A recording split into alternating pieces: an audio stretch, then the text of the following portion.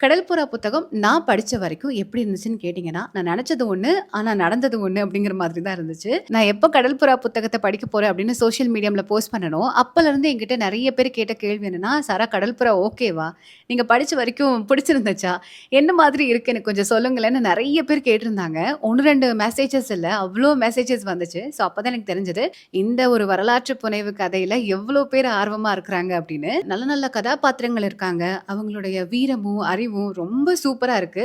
ஆனா அப்படி இருக்கிறவங்க ஏன் இந்த மாதிரி ஒரு டிசிஷன் எடுத்தாங்க? இன்னும் கூட இந்த கதாபாத்திரத்த நல்ல ஒரு சூப்பரா வடிவமைச்சிருக்கலாமோ! அப்டின்லாம் எனக்கு தோணுச்சு. பட் இது வந்து ரொம்ப முன்னாடி எழுதின ஒரு கத.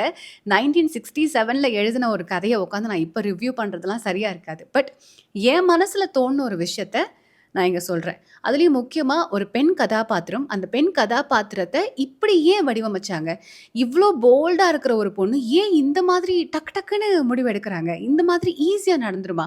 அப்படின்னு எனக்கு தோணுச்சு. புனைவு கதை அப்படிங்கிறதால ஏனோ தானோன்னு எழுதாம, வரலாற்று புனைவு அப்படிங்கிற பேருக்கு ஏத்த மாதிரி, வரலாற நல்லாவே ரிசர்ச் பண்ணி தான் சாண்டில்யன் அவர்கள் எழுதியிருக்கிறாங்க அப்படின்னு தெரிய வருது. ஸோ ஃபர்ஸ்ட் பாகத்த படிச்சு முடிக்கும்போது, அடுத்த பாகத்த படிக்கணும். இந்த எண்டிங்ல ஏன் இப்படி நடந்துச்சுன்னு தெரிஞ்சுக்கணும். என்ன ஆச்சு அப்படிங்கிறத தெரிஞ்சுக்கணும் அப்படிங்கிற ஒரு கியூரியஸ் இருக்கு.